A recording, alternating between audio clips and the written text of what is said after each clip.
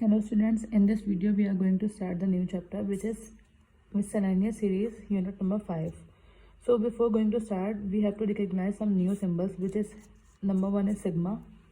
ये जो सिंबल है किसको रिप्रेजेंट करता है? सिग्मा. ये हम पहले मैट्रिक या 9 में भी पढ़ चुके हैं. समीशन या सिग्मा इसको हम सम के नाम से भी जानते हैं. तो सही होता है summation which is also called sigma.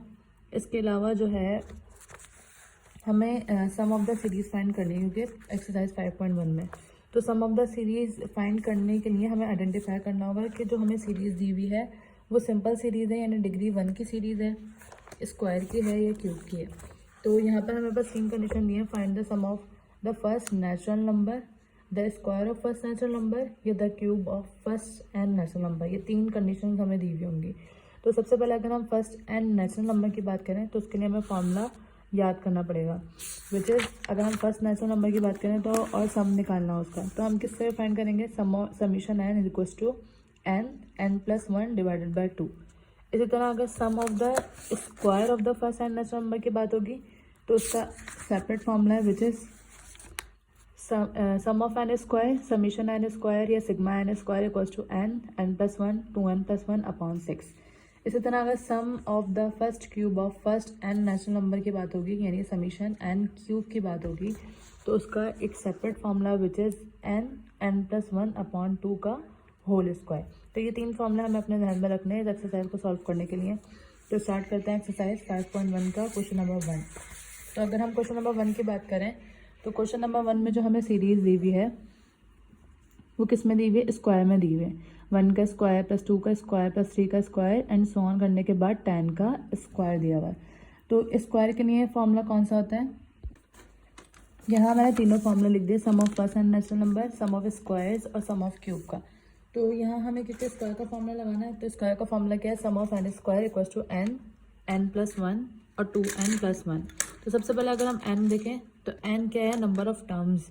तो हमें नंबर ऑफ टर्म्स यानी n जो है वो 10 दिया हुआ है. लास्ट टर्म जो थी वो नंबर ऑफ टर्म्स को रिप्रेजेंट कर रही है. ठीक है, हमारे पास कितनी टर्म्स हैं? n है. तो n इक्वल्स टू क्या आ जाएगा? 10 आ जाएगा. और इस फॉर्मूला में पुट करके हम क्या फाइंड कर लेंगे? सम ऑफ स्क्वायर्स. तो हम यहाँ पे क्या लिख देंगे? कौन सा फॉर्मूला यूज़ कर रहे हैं? यहाँ पे लिखेंगे बाय यूजिंग फॉर्मूला. कौन सा? ये वाला. तो sum of n square equals to n plus 1 2n plus 1 upon 6 आ जाएगा. अच्छा, अब हम इधर क्या लिखेंगे? n इधर क्या है? हेयर n इक्वल्स टू क्या है? n 10. तो ये क्या आ जाएगा? Sum of n square equals to n के बजाय क्या आ जाएगा? यहाँ पर 10 आ जाएगा. तो 9 का स्क्वायर इक्वल्स टू n की जगह पर 10 प्लस 1 2 मल्टीप्लाई बाय 10 प्लस 1 क्योंकि यहाँ पे 2n है अपॉन 6. देन इसके बाद हम क्या करेंगे? 10 plus 1 is 11 2 by 10 20 plus 1 is 21 upon 6. इसको सॉल्व करेंगे, सबको मल्टीप्लाई करवाएंगे. 10 मल्टीप्लाई बाय 11 मल्टीप्लाई बाय 21. तो आंसर विल बी 2310 अपॉन 6 यानी डिवाइड करवाना है 6 से. तो आंसर क्या आ गया यहाँ पे? सम ऑफ 10 स्क्वायर का 385. Now question number 2. Question number 2 हमें सेम दिया हुआ है. स्क्वायर का फॉर्मूला यूज़ होगा तो हम यहाँ पे भी क्या मेंशन कर देंगे? By using formula. स्क्वायर का फॉर्मूला क्या होता है? Sum of n square equals to n plus 1 2n plus 1 upon 6. अब यहाँ पर n क्या है? यहाँ पर n है 15. तो हम क्या लिख देंगे? Sum of 15 square equals to 15 plus 1 और 2 मल्टीप्लाई बाय 15 प्लस 1. डिनोमिनेटर में क्या आ जाएगा? 6. तो 15 प्लस 1 इज़ 16. 15 को 2 से मल्टीप्लाई कराएंगे 30 प्लस 1 इज़ 31 अपॉन 6. तो ऊपर नॉमिनेटर को मल्टीप्लाई करवाएंगे यानी 15 मल्टीप्लाई बाय 16 मल्टीप्लाई बाय 31. तो आंसर विल बी 7440. डिनोमिनेटर में क्या आ गया? 6. इनको डिवाइड करवाएंगे तो आंसर क्या आ गया? 1240. ये किसका स्क्वायर सम आ गया? 15 स्क्वायर का. सम ऑफ 15 स्क्वायर का. ये क्या हो गया answer? Now question number 3 is 1 square plus 3 square plus 5 square up to n terms. तो अगर हम पहले दो क्वेश्चन पार्ट की बात करें, वहाँ n टर्म्स ही दी हुई थी, वहाँ हमें नंबर यानी लास्ट टर्म का जो नंबर था वो हमें गिवन था, लाइक इस तरह से।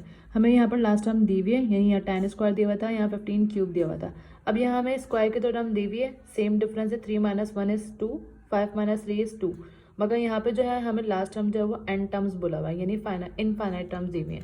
पहले दो पार्ट में हमें फाइनाइट टर्म्स दी हुई थी। अब इसको सॉल्व करने के लिए हम दूसरा मेथड यूज़ करते हैं। उसके लिए हमें क्या करना होता है, अब यहाँ हमें सीरीज क्या दी हुई है, 1 का square plus 3 square plus 5 square up to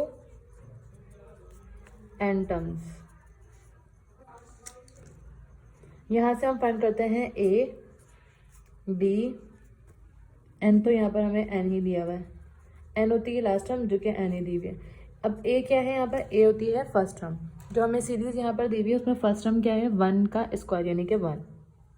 difference अगर हम इसी तरह निकालें तो डिफरेंस क्या आ जाएगा, 3 - 1 इज 2। और अगर हम इसका निकालें 5 - 3 इज, हम दो डिफरेंस निकाल के देख लेते हैं, ये T1 है, ये T2 है, ये T3 है। तो हम T2 - T1 करेंगे तो भी 2 आ रहा है, और अगर हम T3 - T2 करेंगे तो भी क्या आ रहा है, 2। दैट मीन्स डिफरेंस क्या ले लेंगे हम, डिफरेंस दोनों का सेम आ रहा है, तो डिफरेंस क्या आ गया, 2। अब इसके बाद हम क्या करेंगे, हम Tn फाइंड करेंगे। Tn का फॉर्मूला होता है a + n - 1 d। Tn का मतलब जो लास्ट हमें टर्म दी हुई है वो वैल्यू, यानी 1, ये T1 थी, ये T2 थी, ये T3 थी, अप टू n टर्म्स, यानी लास्ट वाले टर्म जो है वो हमें Tn फाइंड करनी है। तो a इधर क्या है 1, प्लस n की जगह पे n आ जाएगा -1 d, 1 डिफरेंस की जगह पे क्या आ जाएगा, 2। 2 को जब n से मल्टीप्लाई करवाएंगे 2n, 2 को जब -1 से मल्टीप्लाई करवाएंगे तो -2, तो 2n, 1 - 2 इज -1, तो ये क्या आ गया, Tn आ गया। अब अगर हम नोट करेंगे Tn जो आ रहा है वो 2n - 1 है। अब हमें सम निकालना है। सम से पहले हम क्या करेंगे, क्योंकि अगर हमें यहाँ पे स्क्वायर में टर्म दी हुई है तो हम इसको क्या कर देंगे, Tn इक्वल्स टू, अब ये Tn आया तो हम इसका भी क्या ले लेंगे, 2n - 1 का स्क्वायर, क्योंकि यहाँ पर जो हम वो हमें डिफरेंस निकाला है, हमने बगैर स्क्वायर यूज़ करे फाइंड करा है। ए जो यूज़ करिए वो बगैर स्क्वायर के यूज़ करिए, तो हमें यहाँ पर जो लास्ट टर्म जो आएगी वो भी क्या आएगी, स्क्वायर में आएगी। तो 2n - 1 लास्ट टर्म आ रही थी, तो हमने इसका क्या कर दिया, स्क्वायर कर दिया। अब हमें क्योंकि फाइंड कर क्या करना है, इधर सम फाइंड करना है।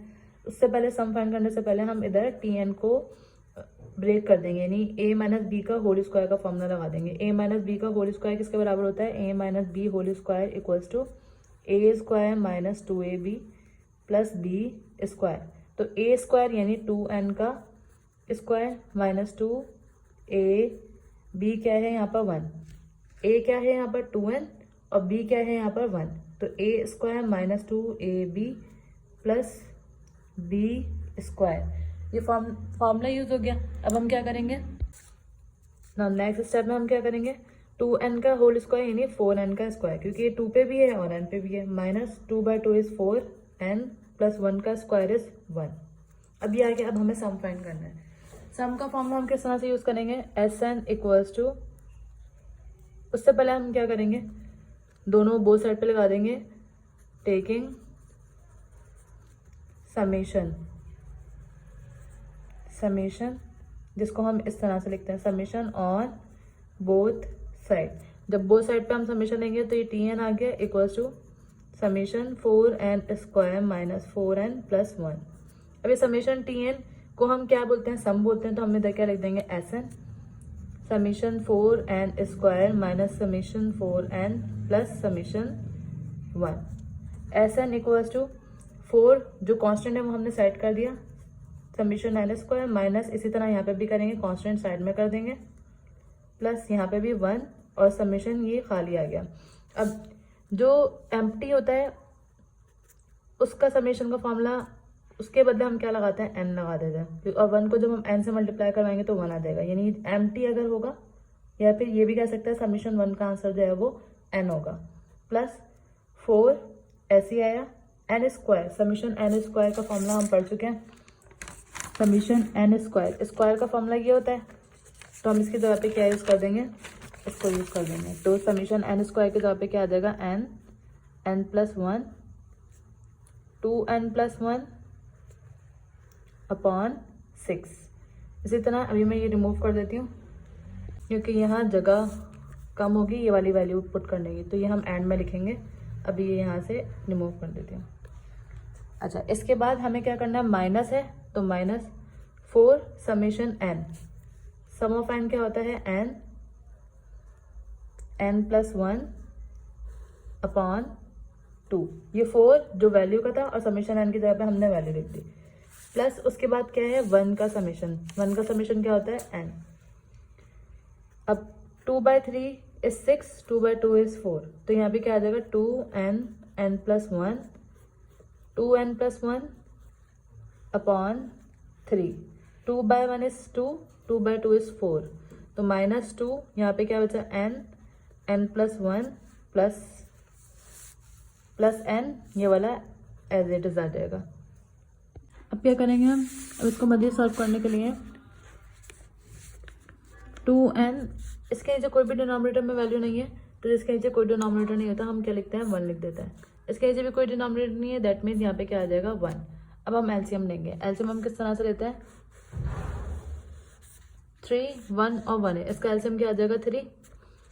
अब इसके 3 और 3 सेम है, तो इसके ऊपर जो नॉमिनेटर है वो हम एज इट इज लिख देंगे, यानी 2n+1 और 2n+1। देन अगर हम सेकंड वैल्यू देखें, सेकंड वैल्यू क्या है -2n अपॉन n+1, इसके नीचे डिनोमिनेटर क्या है 1, तो 1 के टेबल में अगर हम 3 देखें तो 3 कब आएगा, 3 × 3 करने से, तो हम इस पूरी वैल्यू को किससे मल्टीप्लाई करवा देंगे, 3 से मल्टीप्लाई करवा देंगे, तो -3 × 2n+1। सिमिलरली हम यहाँ पे क्या करेंगे, क्योंकि 1 और 3 डिनोमिनेटर सेम है, डिनोमिनेटर डिफरेंट है, 1 के टेबल में 3 कहाँ पर आएगा 3 पर, तो हम इसके नॉमिनेटर को भी किससे मल्टीप्लाई करवाएंगे, 3 से मल्टीप्लाई करवाएंगे, तो ये क्या हो जाएगा प्लस ये एज इट इज आया 3n। अब इसको आगे मजीद सॉल्व करेंगे किस तरह,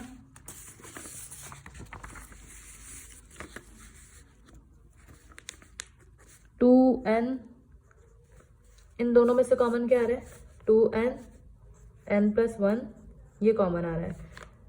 अब इन दोनों में से कॉमन लिया क्योंकि हमने, तो हम इन्हीं दोनों में से जो रिमेनिंग वैल्यूज हैं वो लिख देंगे। क्या बची है, पहले वाले ब्रैकेट में बचा है 2n+1 और दूसरे वाले ब्रैकेट में बचा है -3, और 2 कॉमन आ चुका, n कॉमन आ चुका, n+1 कॉमन आ चुका।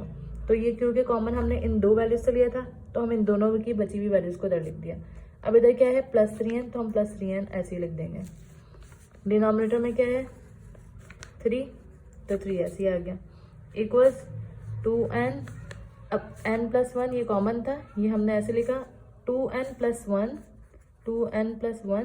-3 +3n, ये वाला ऐसे ही आ गया। अभी ये जो ब्रैकेट में कॉमन लेने के बाद बचा था, ये हम वो लिख रहे, वो सॉल्व कर रहे हैं। डिनोमिनेटर में क्या आ गया 3 ऐसे ही आ गया। अब ये 2n ऐसे ही आया, n+1 ऐसे ही आया। अब यहाँ पे 2n ऐसे ही आएगा, +1 -3 -2 आ जाएगा, +3n, और डिनोमिनेटर में क्या आ जाएगा 3। देन इसके बाद 2n ऐसे ही आया, n+1 ऐसे ही आया। अब इन दोनों में से कॉमन क्या आ रहा है n-2, 2n-2, इनमें से कॉमन आ रहा है 2, तो वो हम इधर लिख देंगे मल्टीप्लाई बाय 2, और यहाँ पे क्या हो जाएगा n-1 +3n, अब बॉन्ड में वैल्यू आ गई 3। अब 2 को 2 से मल्टीप्लाई करवाएंगे तो 4n, n+1 और n-1, a + b और a - b, a + b a - b किसके बराबर होता है a² - b², 1 का स्क्वायर क्या आ जाएगा 1, और यहाँ पे क्या आ जाएगा +3n, डिनोमिनेटर में 3। अब इसके बाद हम क्या करेंगे, हम इन दोनों वैल्यूज को देखें, क्योंकि एक वैल्यू अब हमारे पास ये आ गई है और एक ये, तो इन दोनों में कॉमन क्या आ रहा है, सिर्फ n कॉमन आ रहा है, तो हम n कॉमन ले लेंगे। बाकी क्या बचा, यहाँ पे 4 बचा, इस वैल्यू के साथ क्या बचा n² - 1 बचा, और यहाँ पे क्या बचा सिर्फ, क्योंकि n कॉमन आ चुका है, यहाँ पे क्या बचा सिर्फ 3 बचा।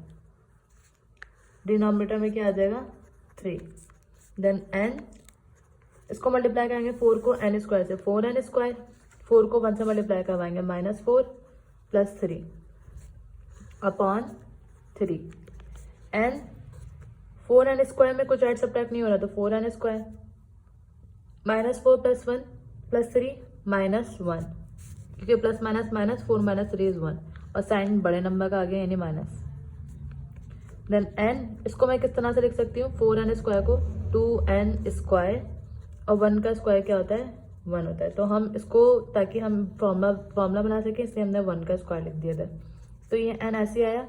यहाँ कौन सा फॉर्मूला यूज हो जाएगा, ए स्क्वायर माइनस बी स्क्वायर। ए स्क्वायर माइनस बी स्क्वायर किसके बराबर होता है, ए प्लस बी और ए माइनस बी के अपॉन डिनोमिनेटर में क्या आ जाएगा 3।